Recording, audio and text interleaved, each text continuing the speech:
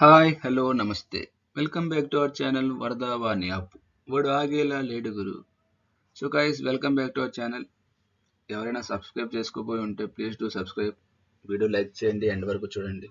ఇప్పటి వరకు మనం ఇచ్చిన ప్రెడిక్షన్స్లో 11/12. సో మనం చాలా మంచి అక్యురసీగా అయితే మెయింటైన్ చేస్తున్నాం. So let's keep it that way.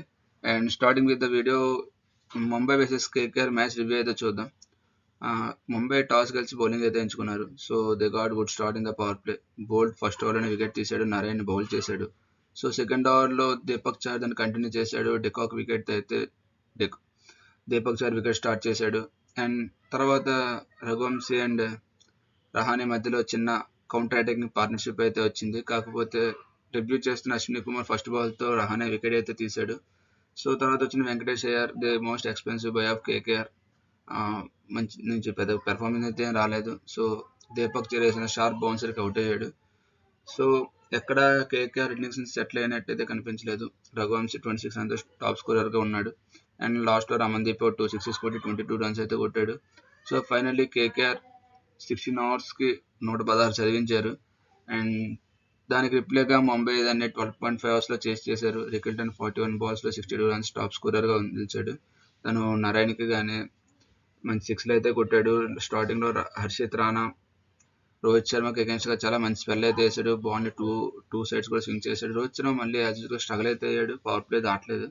And ఎండ్లో స్కై 9 balls 27 runsతో అయితే చాలా సింపుల్గా మ్యాచ్ని అయితే ఫినిష్ చేశాడు.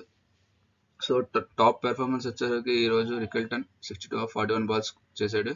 అండ్ బౌలింగ్లో అశ్విని కుమార్, మనకు తెలుసు ముంబై స్కోరింగ్ టీం గురించి, ఒక్కొక్క బౌలర్ ఒక్కొక్క బ్యాట్స్మెన్ ఒక్కొక్క సీజన్ తీసుకుని వస్తూనే ఉంటారు. సో ఈ సీజన్ ఫస్ట్ మ్యాచ్లో విఘ్నేష్ పుత్రతో స్టార్ట్ చేశారు. ఈ మ్యాచ్ అశ్విని కుమార్ డెబ్యూ చేశాడు. తను పంజాబ్ ప్రీమియర్ లీగ్లో ఆడాడు. So they scouted him from there.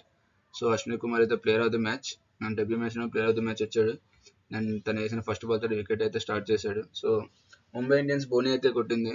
So మన అందరూ ఎక్స్పెక్ట్ చేసినట్టు 200 స్కోర్ అయితే రాలేదు. పిచ్ అయితే మంచి బ్యాటింగ్ పిచ్, కానీ ఎర్లీ ఆన్ ఆ క్రాష్ ఉంటుంది, స్వింగ్ అవుతుంది అని చెప్పాం. సో ఆ విధంగానే స్వింగ్ అయింది. అండ్ ఫ్యూ రాంగ్ షాట్స్ ఆడారు KKR batsmens and they paid for it. This is what about ఎస్టేస్ మ్యాచ్. ముంబై అయితే మ్యాచ్ సింపుల్గా గెలిచారు. డామినేటింగ్ పెర్ఫార్మెన్స్ అయితే చూసాం. సో ఈరోజు మ్యాచ్ చూద్దాం. ఈరోజు మ్యాచ్ లక్నో వర్సెస్ పంజాబ్ అవుతుంది.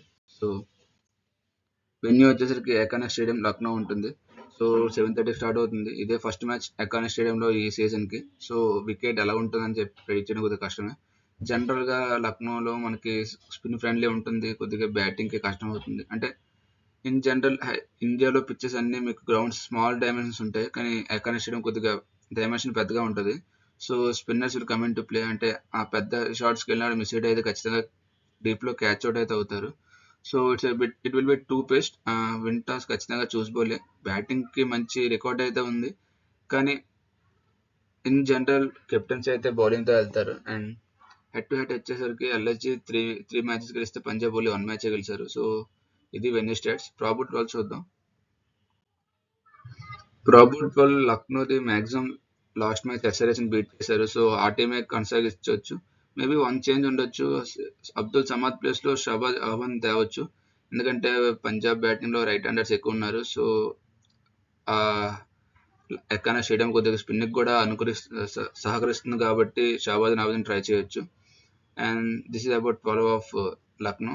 Player to watch out for అంటే ఈ మ్యాచ్లో ఖచ్చితంగా స్పిన్ ప్రభావం ఖచ్చితంగా ఉంటుంది. So I'm going with Ravi బిష్నాయ్ని పంజాబ్ బ్యాట్స్మెన్స్ ఎలా టెకల్ చేస్తారో అదే మ్యాచ్ని అయితే డిసైడ్ చేస్తుంది. So player to watch out from Lucknow is Ravi Bishnoi. Punjab చూద్దాం. పంజాబ్ వాళ్ళు కూడా సేమ్ ప్లేయింగ్ లో ఉండొచ్చు. Maybe they can go left hander వదేరాని తేవచ్చు టీంలోకి.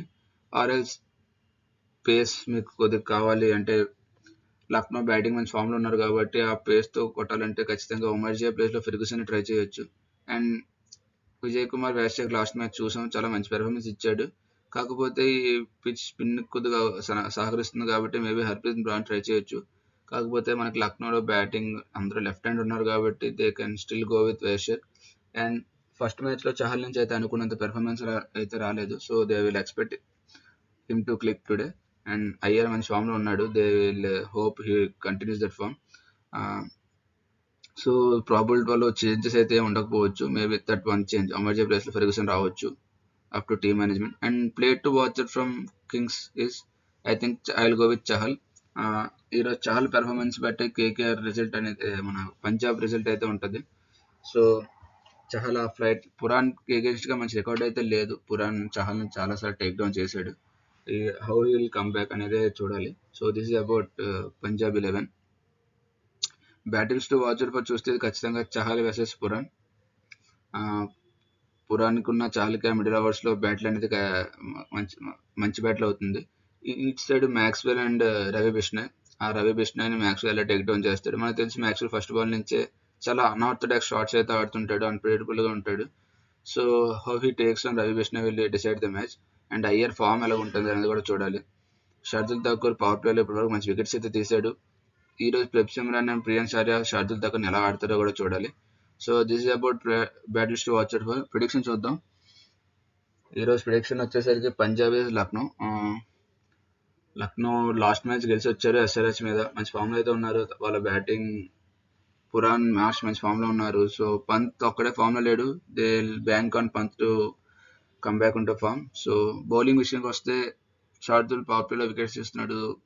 మిడిల్ ఓవర్స్లో Digvesh and Ravi Bishnoi score contain చేస్తున్నారు. సో డెప్త్లో పెద్దగా అవసరం రావట్లేదు వాళ్ళకి. సో ఈరోజు ఆ మిడిల్ ఓవర్స్లో ఆ పవర్ ప్లేలో ఎలా బౌలింగ్ చేస్తారని చూడాలి. అండ్ కమింగ్ టు పంజాబ్ ఒక మ్యాచ్ ఆడారు. అది గుజరాత్లో వెళ్ళి 240 runs కొట్టి అది డిఫెండ్ చేసుకుని వస్తున్నారు. So they are high on confidence. And వాళ్ళ కెప్టెన్ నుంచి కూడా మంచి ఇన్నింగ్స్ అయితే వచ్చింది. సో